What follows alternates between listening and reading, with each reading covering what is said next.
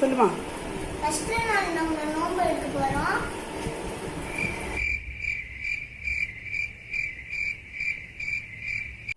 அப்புறம் என்னன்னா டிஷஸ்.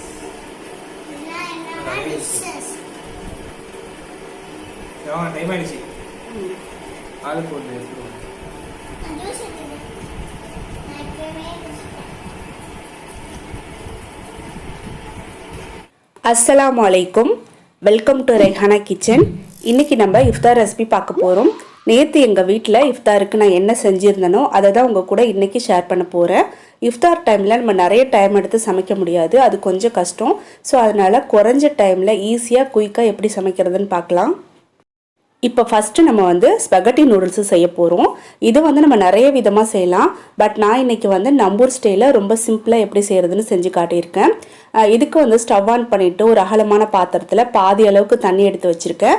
தண்ணி வந்து லைட்டாக சூடு வந்துருச்சு. இதில் வந்து கொஞ்சமாக சால்ட்டு சேர்த்துக்கலாம். நம்ம எந்த அளவுக்கு ஸ்பெகட்டி சேர்க்க போகிறோமோ அந்த அளவுக்கு தகுந்த மாதிரி சால்ட்டு சேர்த்துட்டு கூடவே ஒரு ஏலக்காய், ஒரு சின்ன துண்டு பட்டை, ஒரு கிராம்பு, இது 3 சேர்த்துக்கோங்க. ஒரு ஸ்பூன் ஆயில், இது எல்லாம் சேர்த்துட்டு நம்மளுக்கு தேவையான அளவுக்கு ஸ்பெகட்டி இதில் போட்டு வேக வச்சுக்கலாம். நம்ம எப்போதும் நூடுல்ஸ்லாம் எந்த பதத்தில் வேக வச்சு எடுப்போமோ அதே பதத்தில் வேக வச்சு எடுத்துக்கோங்க. ரொம்ப குழைய விட்டுறாமல் கொஞ்சம் பார்த்து தண்ணியை வடிச்சிட்டு எடுத்துக்கலாம். இந்த ஸ்பெகட்டியை நம்ம உடச்சி போட்டு வேக வைக்கக்கூடாது, அப்படியே முழுசாக தான் போட்டு வேக வைக்கணும். அப்போ தான் பார்க்குறதுக்கு அழகாக இருக்கும். இப்போ வந்து பாதி வெந்ததுக்கு அப்புறமா மீதி இருக்கிறத லைட்டாக பாத்திரத்துக்குள்ளே தள்ளி விட்டோன்னா சூப்பராக முழுசாக அழகாக வெந்து வந்துடும். இப்போ வந்து ஸ்பெகட்டி நல்லா வெந்துருச்சு, தண்ணியை வடிச்சிட்டு எடுத்துக்கலாம். இந்த மாதிரி ஒரு ஸ்ட்ரெயினரில் வடிகட்டினதுக்கு அப்புறமா உடனே இதுக்கு மேலே நம்ம வந்து நார்மல் வாட்டர், அப்படி இல்லைனாக்கா சில்லுன்னு இருக்க வாட்டர் வந்து 1 கப்பு மேலே வந்து எல்லா இடங்களையும் படுற மாதிரி இந்த மாதிரி ஊற்றி விட்டுருங்க. இந்த மாதிரி வாட்டர் நம்ம ஊற்றி விட்டுறதுனால சீக்கிரமாக ஆறிடும், ஒன்றோடு ஒன்று ஒட்டாமல் உதிரியாக கிடைக்கும். அடுத்ததாக இதுக்கு தேவையான மசாலா அரைச்சிடலாம். இதுக்கு வந்து ஒரு 5-6 நிமிஷத்துக்கு முன்னாடியே 10 காஞ்ச மிளகாவை நல்லா வாஷ் பண்ணிவிட்டு கொஞ்சமாக தண்ணி ஊற்றி ஊற வச்சுருந்தேன். நல்லா ஊறிடுச்சு. அதுக்கப்புறம் ஒரு சின்ன மிக்சி ஜாரில் ஊற வச்சுருக்கிற காஞ்ச மிளகாய், ஒரே ஒரு தக்காளி கொஞ்சம் பெரிய சைஸாக எடுத்து 4 கட் பண்ணி சேர்த்துக்கோங்க. கூடவே 6லேருந்து 8 பல் பூண்டு சேர்த்து தண்ணி எதுவும் ஊற்றாமல் இந்த மாதிரி நைஸ் பேஸ்ட்டாக அரைச்சி எடுத்துக்கலாம். இப்போ மசாலா அரைச்சி ரெடி பண்ணிவிட்டேன். அடுத்ததாக ஸ்டவ் ஆன் பண்ணி நார்மலில் வச்சுக்கிறேன். இதில் ஒரு அகலமான பாத்திரம் வச்சுட்டு 1லேருந்து 1.5 ஸ்பூன் நெய் சேர்த்துக்கிறேன். நெய் நல்லா உருகி சூடு வந்ததுக்கு அப்புறமா இதில் வந்து 100 கிராம் பெரிய வெங்காயம், ஒரு கொத்து கருவேப்பிலை, கொஞ்சமாக சால்ட்டு வந்து இப்போ நம்ம சேர்க்க போகிற மசாலாவுக்கு தகுந்த மாதிரி சேர்த்துக்கோங்க. சேர்த்து நல்லா வதக்கணும். வெங்காயம் வந்து லைட்டாக ப்ரௌன் கலர் வந்ததுக்கு அப்புறமா ஒரு சின்ன சைஸ் தக்காளியை நல்லா பொடியாக கட் பண்ணி சேர்த்துட்டு அதையும் நல்லா வதக்கிக்கலாம். தக்காளி போட்ட வீடியோ பார்த்தீங்கன்னா ரெக்கார்ட் ஆகலை, நான் பார்க்கவே இல்லை. ஸோ அதனால தான் என்னால் காட்ட முடியல. நீங்கள் வந்து நான் சொன்ன மாதிரி தக்காளி சேர்த்துட்டு நல்லா வதக்கிடுங்க. வதக்குனதுக்கு அப்புறமா நம்ம அரைச்சி வச்சுருக்கிற மசாலாவை சேர்த்துடலாம். மசாலா கூடவே நம்ம கொஞ்சமாக தண்ணி சேர்த்துக்க போகிறோம். இதுக்கு வந்து நம்ம மிக்சி ஜாரில் தானே மசாலா அரைச்சோம், அதில் கொஞ்சமாக தண்ணி ஊற்றி அலசிட்டு அதையும் சேர்த்துருங்க. சேர்த்துட்டு இப்போ நம்ம வந்து வெஜிடபிள் சேர்த்துக்கலாம். உங்களுக்கு பிடிச்ச வெஜிடபிள் எது வேணாலும் சேர்த்துக்கலாம். ஒரு 2லேருந்து 3 வெஜிடபிள் சேர்த்துக்கலாம். பட் நான் வந்து இன்றைக்கி ஒரே ஒரு வெஜிடபிள் தான் சேர்த்துருக்கேன். கேரட் மட்டும் மெல்லிசாக நீல வாக்கில் கட் பண்ணி சேர்த்துக்கிறேன். நிறைய வெஜிடபிள் சேர்த்தாலும் நம்மளுக்கு அந்தளவுக்கு டேஸ்ட் நல்லா இருக்காது. ஸோ அதனால் 1லேருந்து 2 வெஜிடபிள் சேர்த்துக்கலாம். நான் இன்றைக்கி வந்து கேரட் மட்டும் சேர்த்துட்டு நல்லா வதக்கிக்கிறேன். நம்ம அரைச்சி சேர்த்துருந்த மசாலாவோட ரா ஸ்மெல் போகிற வரைக்கும் நல்லா வதக்கணும். அதுக்கப்புறமா இப்போ நம்ம வந்து 1/4 டீஸ்பூன் அளவுக்கு மஞ்சத்தூளும் 3/4 டீஸ்பூன் அளவுக்கு மிளகாய்த்தூளும் சேர்த்துக்கலாம். மிளகாய்த்தூள் வந்து உங்கள் காரத்துக்கு ஏற்ற மாதிரி பார்த்து சேர்த்துக்கோங்க. நம்ம ஆல்ரெடி வந்து மிளகாய் அரைச்சி வேறு சேர்த்துருக்கோம், அதனால் பார்த்து சேர்த்துட்டு இப்போ நல்லா இதையும் வதக்கி விட்டுட்டு மூடி வச்சுருங்க. ஒரு 5 நிமிஷம் வரைக்கும் நல்லா வந்து வேகட்டும், அந்த வெஜிடபிள் வந்து வேகட்டும். அதுக்கப்புறமா ஓப்பன் பண்ணிடலாம். இப்போ கரெக்டாக ஒரு 5 நிமிஷத்துக்கு அப்புறமா ஓப்பன் பண்ணியிருக்கிறேன். ஓப்பன் பண்ணிவிட்டு நல்லா இந்த மாதிரி கலந்து விட்டுக்கோங்க. உப்புலாம் கரெக்டாக இருக்கான்னு செக் பண்ணிக்கோங்க. சப்போஸ் உங்களுக்கு உப்பு பத்தலைன்னா இந்த ஸ்டேஜில் நீங்கள் உப்பு சேர்த்துக்கலாம். உப்பு சேர்த்து மசாலாவோட நல்லா கலந்து விட்டதுக்கு அப்புறமா நம்ம வேக வச்சு எடுத்து வச்சுருக்கிற ஸ்பெகட்டியை சேர்த்துடலாம். சேர்த்துட்டு ஸ்டவ் வந்து நார்மலாக வச்சுக்கோங்க. அப்படி இல்லைனாக்கா சிம்மில் வச்சுட்டு நல்லா கலந்து விட்டுக்கிட்டே இருக்கணும். ஒரு 5-6 நிமிஷத்துக்கு கைவிடாமல் நல்லா கலந்து விட்டுக்கிட்டே இருங்க. நம்ம சேனலில் ஆல்ரெடி 3 லேயர் கடல் பாசி எப்படி செய்கிறதுன்னு வீடியோ போட்டிருக்கேன். அதோட லிங்க் வந்து நேற்று நம்மளோட கம்யூனிட்டி டேப்பில் நான் போஸ்ட் போட்டிருக்கேன். உங்களுக்கு வேணும்னா போய் பார்த்து செக் பண்ணிக்கோங்க. இப்போ நம்ம வந்து ஸ்பெகட்டியை நல்லா கலந்து விட்டுட்டு ஒரு 5 நிமிஷத்துக்கு மூடி போட்டு வச்சிடலாம். 5 நிமிஷத்துக்கு அப்புறமா ஸ்டவ் ஆஃப் பண்ணிவிட்டு கொஞ்சமாக மல்லிக்கீரை மட்டும் வேணும்னா சேர்த்துக்கோங்க. அப்படி இல்லைனாக்கா ஸ்கிப் பண்ணிக்கலாம். அது சேர்த்தே ஆகணும்னு கட்டாயம் கிடையாது. இப்போ நம்மளோட ஸ்பெகட்டி வந்து சூப்பராக ரெடி ஆகிடுச்சு, எடுத்து வச்சிடலாம். இப்போ அடுத்ததான் நம்ம வந்து முட்டை போண்டா செய்ய போகிறோம். இதுக்கு வந்து ஒரு 4 முட்டையை அவிச்சு எடுத்துட்டு நல்லா ஆறுனதுக்கு அப்புறமா தோலெல்லாம் எடுத்துட்டு கேரட் துருவியில் இந்த மாதிரி பூ மாதிரி துருவி எடுத்துக்கலாம். இதில் நம்ம வந்து வெள்ளைக்கரு தனியாக மஞ்சக்கரு தனியாக எடுக்க தேவையில்லை, அப்படியே முழுசாகவே வச்சு துருவி எடுத்துக்கோங்க. இப்போ நான் எப்படி சூப்பராக பூ மாதிரி துருவி எடுத்துருக்கேன் பாருங்கள். இந்த மாதிரி நீங்களும் துருவி எடுத்துக்கோங்க.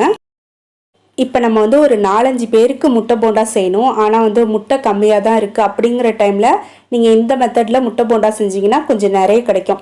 இப்போ நம்ம வந்து ஒரு 4 முட்டை எடுத்துருக்குறோம். இதில் வந்து ஒரு 5லேருந்து 6 பேர் சாப்பிட்லாம். ஸ்நாக் வந்து நம்ம நிறைய தட்டை ஃபுல்லாக வச்சு சாப்பிட போகிறதில்ல, ஒரு 2-3 தான் எடுத்து சாப்பிடுவோம்.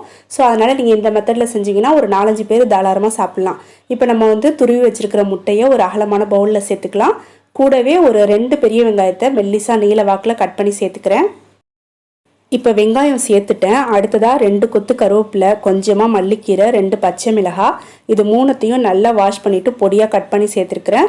கூட வந்து ஒரு 1/4 டீஸ்பூன் அளவுக்கு ஜீரகத்தூள், டேஸ்ட்டுக்கு ஏற்ற மாதிரி சால்ட்டு, 1லேருந்து ஒரு 3/4 ஸ்பூன் வரைக்கும் மிளகாய் தூள், இது எல்லாம் சேர்த்துட்டு நல்லா மிக்ஸ் பண்ணிக்கலாம். தண்ணி எதுவும் சேர்க்கக்கூடாது. ஃபஸ்ட்டு நல்லா இந்த மாதிரி மிக்ஸ் பண்ணிவிட்டு அதுக்கப்புறமா நம்ம வந்து கடலை மாவு சேர்க்க போகிறோம்.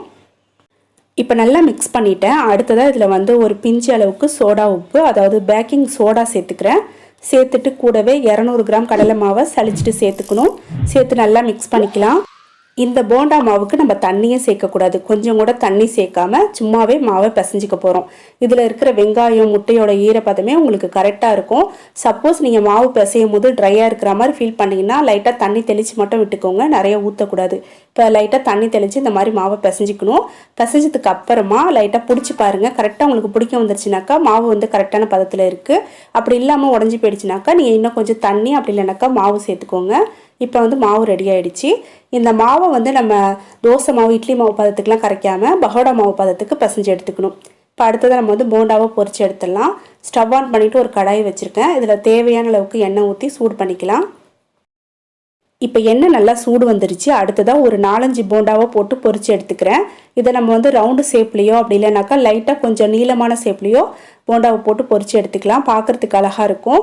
2 பக்கமும் நல்லா ஈவனாக பொரியணும். பொரிஞ்சதுக்கப்புறமா எண்ணெயெல்லாம் வடிச்சிட்டு எடுத்துடலாம். இதே போல் எல்லா மாவுலேயும் நம்ம வந்து போண்டாவை பொரிச்சு எடுத்துக்க போகிறோம். அவ்வளோதான், சூப்பராக நம்மளுடைய முட்டை போண்டா ரெடி ஆகிடுச்சு. இதுக்கு நம்ம வந்து தேங்காய் சட்னி வச்சு சாப்பிட்டோம்னா ரொம்ப நல்லாயிருக்கும். இப்போ நான் போண்டா செஞ்சதுக்கப்புறமா தேங்காய் சட்னி தான் அரைக்க போகிறேன். இந்த தேங்காய் சட்னியை ஹோட்டல் ஸ்டைலில் டேஸ்ட்டாக எப்படி அரைக்கிறதுன்னு நம்ம சேனலில் தனியாகவே நான் வீடியோ போட்டிருக்கேன். அதோட லிங்க் வந்து உங்களுக்கு ஐ பட்டனில் அப்படி இல்லைனாக்கா எண்டு கார்டில் கொடுக்குறேன். நீங்கள் இன்னும் அந்த வீடியோ பார்க்கலன்னா அதை போய் ப்ரெஸ் பண்ணி பாருங்கள். ரொம்ப டேஸ்ட்டாக சூப்பராக இருக்கும். இப்போ நான் வந்து தேங்காய் சட்னி அரைச்சி தாளித்து ஊற்றிட்டேன். இப்போ வந்து நம்மளுக்கு தேங்காய் சட்னி முட்டை போண்டாலாம் சூப்பராக ரெடியாக இருக்குது. இந்த முட்டை போண்டா பார்த்தீங்கன்னா மேலே நல்லா கிறிஸ்பியாக இருக்கும், உள்ளக்க வந்து நல்ல சாஃப்டாக இருக்கும். நம்ம சேர்த்துருக்க முட்டையெல்லாம் நல்லா தெரியுது பாருங்கள். ஸோ நீங்களும் இதே மெத்தடில் முட்டை போண்டா செஞ்சு பார்த்துட்டு உங்களுக்கு எப்படி இருந்துச்சுன்னு கமெண்ட்டில் சொல்லுங்கள். இப்போ முட்டை போண்டா தேங்காய் சட்னிலாம் ரெடி ஆகிடுச்சு. அடுத்ததான் நான் வந்து பனானா மில்க் ஷேக் செய்ய போகிறேன். இதுக்கு வந்து 2 வாழைப்பழம் எடுத்துருக்கிறேன். நான் வந்து இன்றைக்கி ரஸ்தாளி வாழைப்பழம் எடுத்துருக்கிறேன். ரஸ்தாளி வாழைப்பழமும் எடுத்துக்கலாம், அடுத்து செவ்வாழையும் எடுத்துக்கலாம். இது ரெண்டுமே ஹெல்த்துக்கு ரொம்ப நல்லது, டேஸ்ட்டாகவும் இருக்கும். இப்போ இந்த வாழைப்பழத்தை தோலெல்லாம் எடுத்துகிட்டு இந்த மாதிரி சின்ன சின்ன பீஸாக கட் பண்ணிக்கலாம். இன்றைக்கி நம்ம வந்து இந்த மில்க் ஷேக்கில் ஒயிட் சுகர் சேர்க்க போகிறதில்ல, வெல்லம் தான் சேர்த்துக்க போகிறோம். வெல்லம் சேர்க்கும் போது ஹெல்த்துக்கும் நல்லது, டேஸ்ட்டும் நல்லாயிருக்கும். இப்போ கட் பண்ணி வச்சுருக்கிற வாழைப்பழத்தை அப்படியே நம்ம வந்து மிக்ஸி ஜாரில் சேர்த்துக்கலாம். கூடவே நம்ம டேஸ்ட்டுக்கு ஏற்ற மாதிரி வெல்லத்தையும் சேர்த்துடலாம். இப்போ இது கூட 1 கப்பு காய்ச்சி ஆற வச்சுருக்கிற பால் சேர்த்துக்கிறேன். இந்த பாலில் தண்ணியே சேர்க்காம நல்லா திக்கான பாலாக காய்ச்சி ஆற வச்சுருந்தேன், 1 கப்பு சேர்த்துருக்குறேன். அடுத்து நம்ம வந்து ஐஸ் க்யூப்ஸ் வந்து சேர்த்துக்கணும். என்கிட்ட ஐஸ் க்யூப்ஸ் ட்ரே இல்லைன்னு சொல்லியிருந்தேன். ஸோ அதனால் சிப்லாக் கவரில் தண்ணி ஊற்றி ஃப்ரீசரில் போட்டிருந்தேன், நல்லா உறைஞ்சிருச்சு. அடுத்து நம்ம வந்து சப்பாத்தி குழவையால் நல்லா உடச்சி எடுத்துக்கலாம். நல்லா சின்ன சின்ன பீஸாக உடச்சி எடுத்துகிட்டு தேவையான அளவுக்கு இப்போ இது கூட நம்ம வந்து ஐஸ் க்யூப்ஸ் சேர்த்துட்டு மிக்சியில் போட்டு நல்லா நுர பொங்க அரைச்சி எடுத்துக்கணும். நல்லா வந்து ஸ்மூத்தாக அரைச்சி எடுத்துகிட்டு வந்துடலாம்.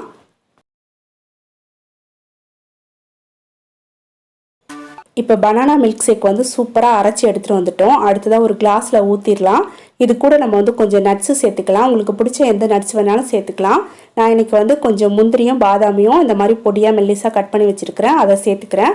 இந்த பனானா மில்க் ஷேக் வந்து நட்ஸோடு குடிக்கும் போது டேஸ்ட்டும் ரொம்ப நல்லாயிருக்கும், ஹெல்த்தியாகவும் இருக்கும். ஸோ கண்டிப்பாக இந்த மெத்தடில் செஞ்சு பாருங்கள்.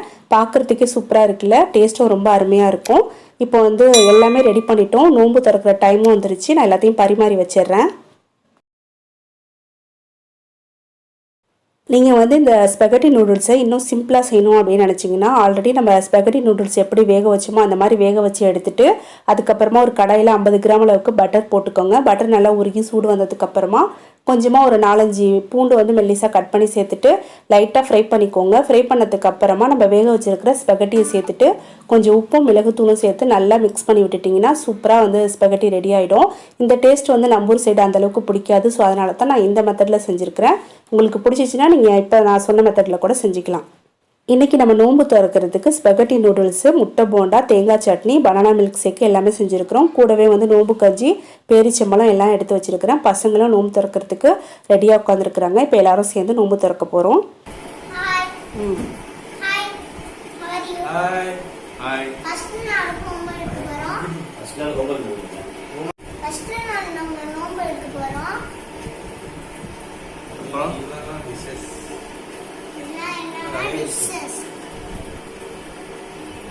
டைம் ஆயிடுச்சு.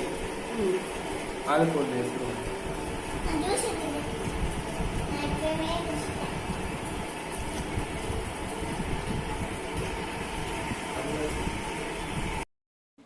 ஓகே ஃப்ரெண்ட்ஸ், இந்த வீடியோ இதோட முடியுது. கண்டிப்பாக இந்த வீடியோ உங்களுக்கு பிடிச்சிருக்கும், யூஸ்ஃபுல்லாக இருக்கும் அப்படின்னு நம்புகிறேன். லாஸ்ட்டாக நம்ம சேனலில் போட்டிருந்த சகர் ரெசிபி வீடியோக்கு வந்து நிறைய பேர் ரெஸ்பான்ஸ் பண்ணியிருந்தீங்க. எல்லாருக்கும் ரொம்ப தேங்க்ஸ். இந்த வீடியோவுக்கு நிறைய ரெஸ்பான்ஸ் கிடைக்கும் அப்படின்னு சொல்லி நம்புகிறேன். இன்ஷால்லா அடுத்த ஒரு இன்ட்ரெஸ்டிங்கான வீடியோவில் சீக்கிரமாக நம்ம மீட் பண்ணலாம். அது வரைக்கும் வெயிட் பண்ணுங்கள். தேங்க்யூ.